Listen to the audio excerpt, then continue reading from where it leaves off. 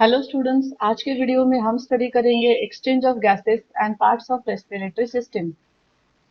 तो पहले हम स्टडी करेंगे एक्सचेंज ऑफ गैसेस।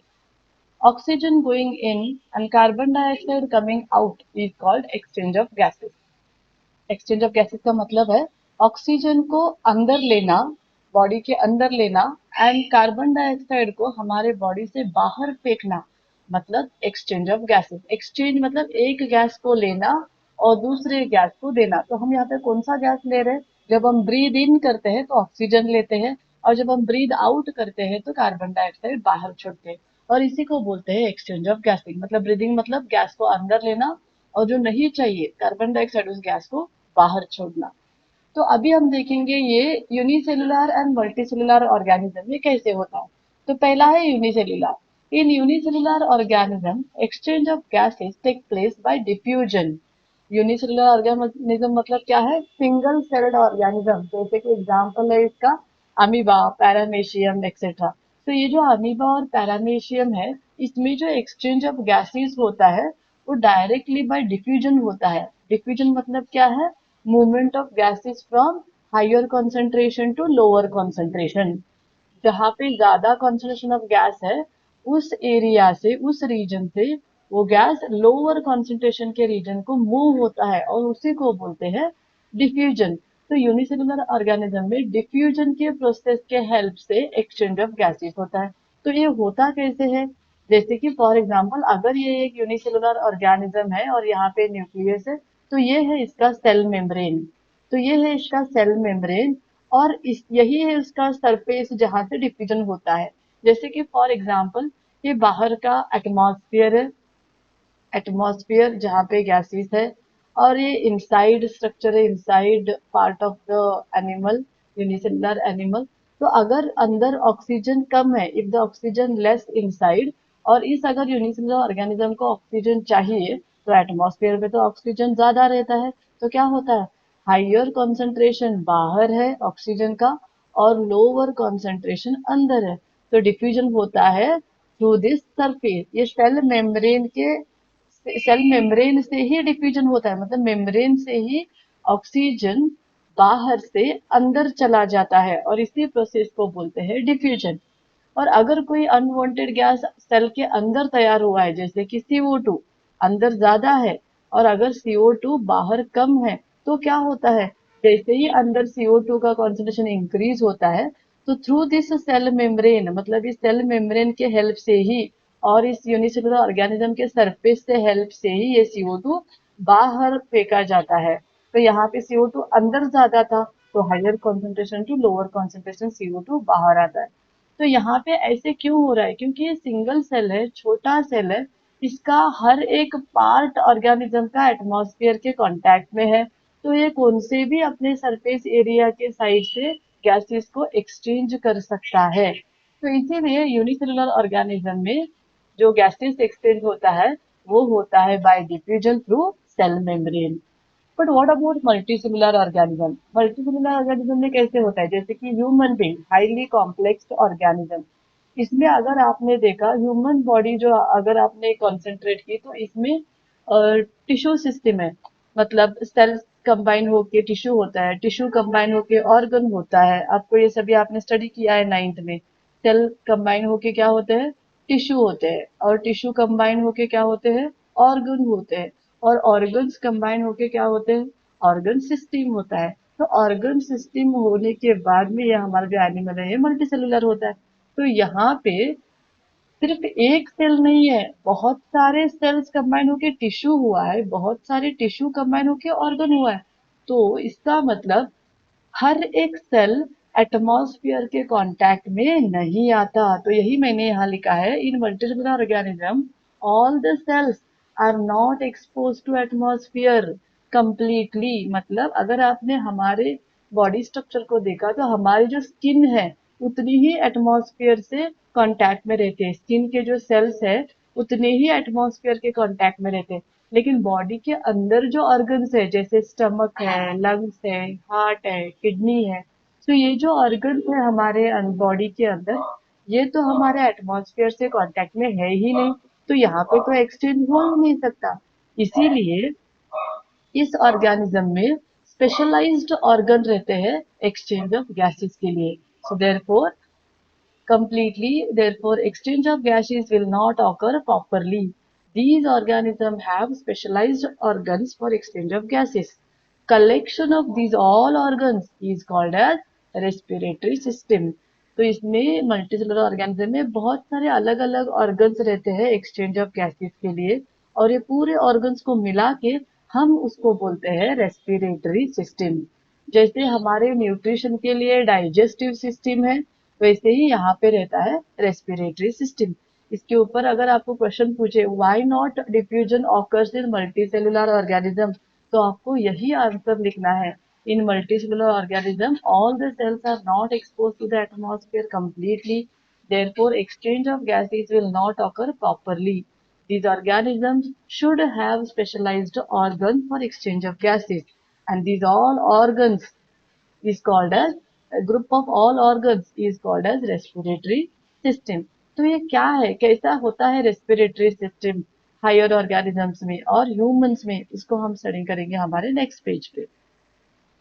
तो अब हम स्टडी करेंगे पार्ट्स ऑफ रेस्पिरेटरी सिस्टम. तो क्या कौन से पार्ट्स आते हैं रेस्पिरेटरी सिस्टम में. तो हमारा पहला पार्ट है नसल पैसेज. यहाँ पे आप देख सकते हैं ये जो पैसेज है ये सभी है नसल पैसेज. और ये जो है ये नोज है और यहाँ पे जो होल्स रहते हैं उसको बोलते हैं नॉस्ट्रिल्स. यही होल्स है जहाँ से गैसेस अंदर जाते हैं, तो नॉस्ट्रिल्स है. नॉस्ट्रिल्स के बाद में जो आता है वो है नसल पैसेज. फिर यहाँ पे जो नीचे है वो है माउथ कैविटी. उसके बाद में जो आता है वो है पैरानेक्स, जो यहाँ पे रहता है पैरानेक्स. उसके बाद में जो यहाँ पे जो सोलन थोड़ा सा पार्ट देख रहे हैं उसको बोलते हैं लैरिनेक्स. लैरिनेक्स के बाद में नीचे आता है ट्रैकिया. फिर आते हैं रिंग्स, उसको बोलते हैं रिंग्स ऑफ कार्टिलेज. और ये पाइप जाके नीचे डिवाइड होता है दो में, तो उसको डिवाइड ब्रांचेस को बोलते हैं ब्रोंकाई. और यही ब्रोंकाई आगे जाके फिर से डिवाइड होते हैं और उन ब्रांचेस को बोलते हैं ब्रोंक्यूल्स. और यही ब्रोंक्यूल्स नीचे जाके छोटे छोटे बलून लाइक स्ट्रक्चर से कंबाइन होता है, कांटेक्ट में होता है, उसको बोलते हैं अल्वियोलाई. और ये जो दो आप देख रहे हैं यहाँ पे इनको बोलते हैं लंग्स. तो हमें पेयर ऑफ लंग्स है लेफ्ट एंड राइट. और लंग्स के नीचे जो आप यहाँ पे जो स्ट्रक्चर देख रहे हैं उसको बोलते हैं डायफ्राम.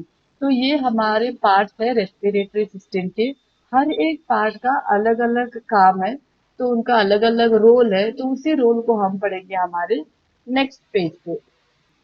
तो हम पढ़ेंगे हमारे हर एक रेस्पिरेटरी पार्ट को डिटेल से. तो रेस्पिरेटरी पार्ट में हम पहले आएगा नोज, जिसको छोटे छोटे दो होल्स रहते हैं, उनको बोलते हैं nostrils through which the gas enters और एयर एंटर्स इनसाइड. फिर आती है नसल कैविटी, फिर आते हैं trachea, lung, bronchi, bronchioles and alveoli. तो पहले हम स्टार्ट करेंगे नोज से. नोज में क्या रहते हैं nostrils, opening through which air passes. It contains thin hair which purifies air going inside. हमारा जो नोज रहता है उसको दो होल रहते हैं, उसको हम नॉस्ट्रिल्स कहते हैं. और ये नॉस्ट्रिल्स किसके लिए यूज होते हैं, यहाँ से ही एयर अंदर जाती है और इसी नॉस्ट्रिल में छोटे छोटे थिन हेयर लाइक स्ट्रक्चर रहते हैं. वो क्या करते हैं, हमारे जो एयर हम जो इनहेल करते हैं, अगर उस एयर में कोई डस्ट पार्टिकल इंसेक्ट्स है तो उस सब को प्यूरिफाई करके उस सब को निकाल के एयर को अंदर भेज देते हैं. तो वो है काम नॉस्ट्रिल का. जैसे ही नॉस्ट्रिल से एयर अंदर जाती है तो एक आगे कैविटी मिलती है, पैसेज मिलता है, उसको बोलते हैं नसल कैविटी या nasal passage. It contains ciliated, epithelial and mucus. इसका जो सेल्स है वो कौन से है, सीलियल इपिथेलियल के है. एंड उसमें रहता है म्यूकस. म्यूकस एक जेली लाइक सब्सटेंस है जो हमारे नसल कैविटी में रहता है. तो इनका काम है, ये क्या करते हैं, which avoid the entrance of impure substances. जैसे कि मैंने पहले भी आपको बोला कि नॉस्ट्रिल्स में जो हेयर रहते हैं वो भी एयर को प्यूरिफाई करते हैं. वैसे ही अगर कुछ इम्प्योरिटीज फिर भी एयर में रहते हैं तो उनको इस म्यूकस में या फिर सीलियल इपिथेलियल ट्रैप किया जाता है और एयर को प्यूरिफाई करके अंदर भेजा जाता है. After nasal cavity then the next come pharynx. It has epiglottis which has a flap like skin. पैरानेक्स को है एक स्ट्रक्चर जिसको बोलते हैं इपिग्लॉटिस. और वो क्या है, ये एक फ्लैप लाइक स्ट्रक्चर है. फ्लैप मतलब जो ऐसा स्ट्रक्चर है जो बंद होता है ओपन होता है, उसको फ्लैप बोलते हैं. तो ये क्या करता है, इसके हेल्प से एयर हमारी जो है वो एयर पाइप में एंटर होती है, और जब हम खाना खाते हैं तो वो हमारे फूड पाइप में एंटर होती है। फूड पाइप मतलब क्या है, ईसोफेगस। और एयर पाइप मतलब क्या है, ट्रैकिया। तो अगर आपने डायग्राम में देखा तो यहाँ पे रहता है हमारा पैरानेक्स, तो यहाँ पे इपिग्लॉटिस रहता है, और यहाँ पे हमारी जो ईसोफेगस है वो भी रहती है। तो जैसे ही हम यहाँ से एयर इनहेल करते हैं तो ये जो इपिग्लॉटिस है वो ईसोफेगस को बंद करती है, और फेरेनेक्स मतलब हमारा जो फेरेनेक्स है, जो एयर पाइप है, उसको ओपन करती है। और जब हम सांस लेते हैं, जब हम खाना खाते हैं, तब ये सांस लेने वाले एयर पाइप को बंद करती है और ईसोफेगस को ओपन करती है। तो इसके हेल्प से होता क्या है, खाना खाए तो खाना ईसोफेगस में जाता है, और ब्रीद इन किए तो जो एयर आ रही है वो एयर पाइप में जाती है। तो ये फ्लैप है, depending on the substance entering. Air आई तो एयर पाइप को ओपन करना और ईसोफेगस को बंद करना, खाना आए, फूड आया तो ईसोफेगस को ओपन करना और एयर पाइप को बंद करना। ये जो काम है ये इपिग्लॉटिस करती है। तो यहाँ पे epiglottis, it is a flap like skin. Next part आता है ट्रैकिया। ट्रैकिया क्या है, इट स्टार्ट्स फ्रॉम फेरेनेक्स। तो फेरेनेक्स से जो पाइप स्टार्ट होता है उसको बोलते हैं ट्रैकिया, और ये फेरेनेक्स से थोरैसिक कैविटी तक जाती है, मतलब चेस्ट कैविटी तक जाती है।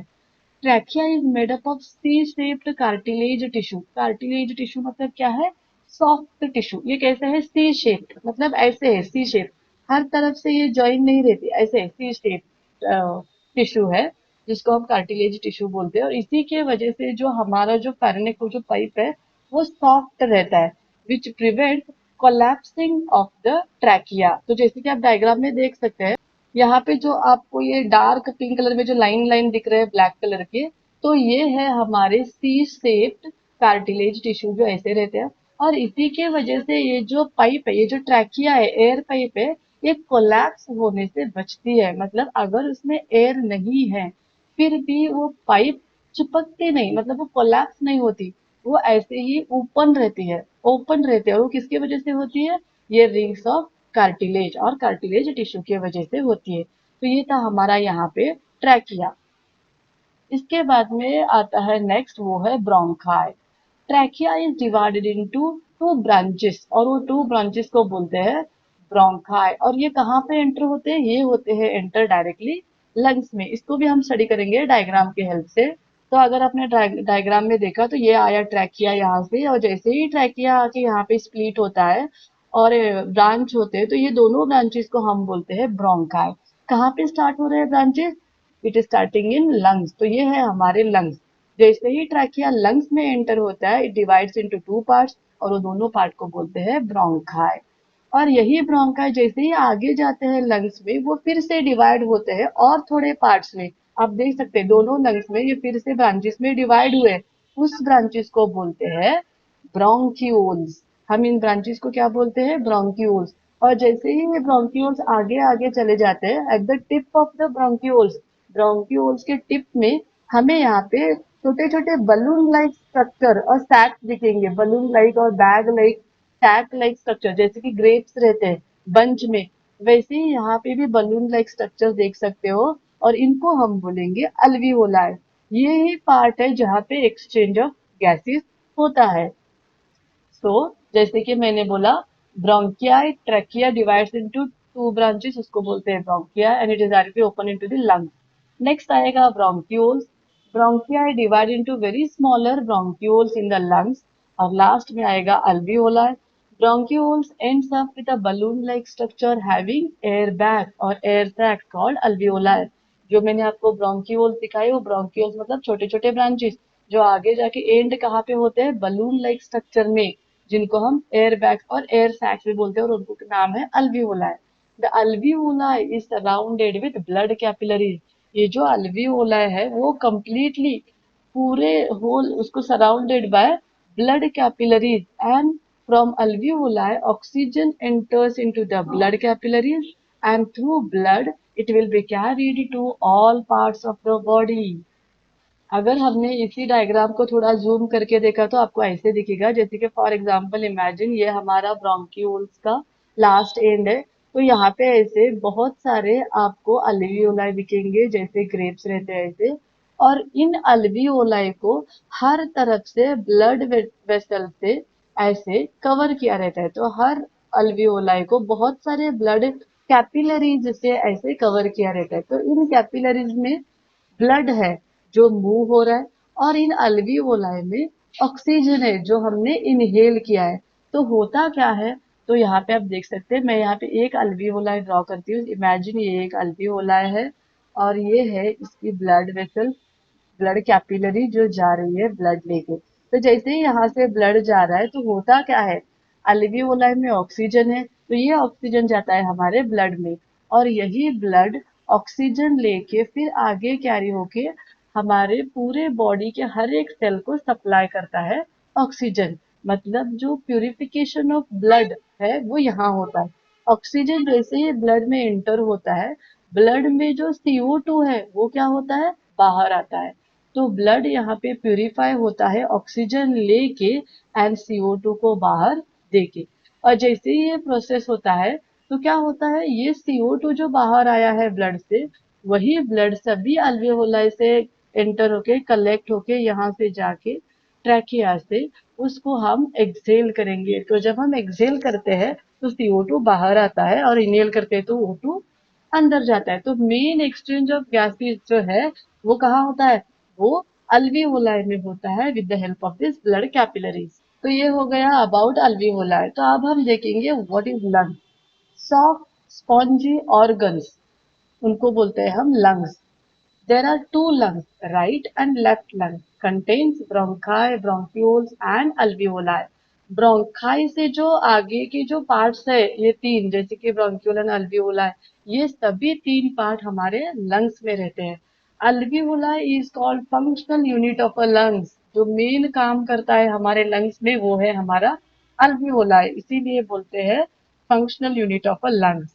When air enters in lungs expands and diaphragm moves down and relax। इसका मतलब है जब एयर एंटर होती है हमारे नसल पैसेज से तो ये जो लंग्स है वो एक्सपांड होते हैं, मतलब ये साइज इनका इंक्रीज होता है। और जैसे ही लंग्स एक्सपांड होते हैं तो क्या होता है, ये जो डायफ्राम है ये नीचे मूव होता है। तो मतलब एयर अंदर गया, और जैसे ही हम एक्सहेल करते हैं एयर को बाहर भेजते हैं तो डायफ्राम ऊपर जाता है और जो लंग्स एक्सपांड हुए थे वो फिर से क्या होते हैं, रिलैक्स होते हैं। तो यही प्रोसेस है एक्सचेंज ऑफ गैसेस या फिर ब्रीदिंग का। आई होप आपको इस डायग्राम से पार्ट्स ऑफ रेस्पिरेटरी सिस्टम भी समझ में आए हैं, और कैसे रेस्पिरेशन होता है, कैसे एक्सचेंज ऑफ गैसेस होता है, ये भी आपको समझ में आया है। तो क्या क्या पार्ट्स है हमारे रेस्पिरेटरी सिस्टम के, पहले आता है नॉस्ट्रिल, फिर नॉस्ट्रिल्स के बाद आता है नसल पैसेज, देन नसल पैसेज के बाद में आता है पैरानेक्स, फिर आता है लैरिनेक्स, फिर आता है ट्रैकिया। ट्रैकिया पे क्या रहते हैं, सी सेट कार्टिलेज टिश्यू रहते हैं जो एयर पाइप को कोलैप्स होने से बचाते हैं जब उसमें एयर नहीं रहती। यही ट्रैकिया आगे जाके डिवाइड होता है दो ब्रांचेस में, और उनको बोलते हैं ब्रोंकाई, और यहाँ से स्टार्ट होते हैं हमारे दो सॉफ्ट एंड स्पॉन्जी लंग्स। यही ब्रोंकाई आगे जाके फिर से डिवाइड होते हैं छोटे छोटे ब्रांचेस में, और उन ब्रांचेस को बोलते हैं ब्रोंक्यूल्स।